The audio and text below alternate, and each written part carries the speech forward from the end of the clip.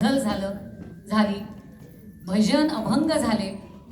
आता एक अतिशय सुंदर गीत प्रकार म्हणजे अंगाई. सगळ्याच भाषांमध्ये खरं तर अंगाई ही लोकप्रिय आहे आणि मराठीत देखील अंगाईला विशेष महत्त्व आहे.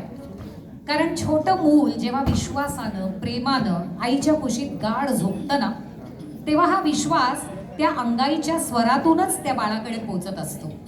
आईचं मायेनं थोपटणं हे अंगाईच्या स्वरांवर अधिक आश्वासक होतं, त्या लहानग्याला निर्भय आणि निर्धास्त करतं. या महाराष्ट्राला तर माता कशी असावी याचा आदर्श घालून देणारी थोर जननीच लाभली आणि ती म्हणजे जिजाऊ.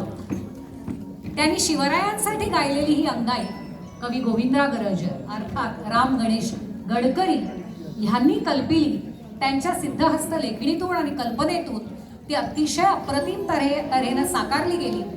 शिवकल्याण राजा या ध्वनिफितीमधून हृदयनाथ मंगेशकरांचं संगीत नक्की हृदयनाथ मंगेशकरांचंच आहे याची मला कल्पना आहे आता 100%.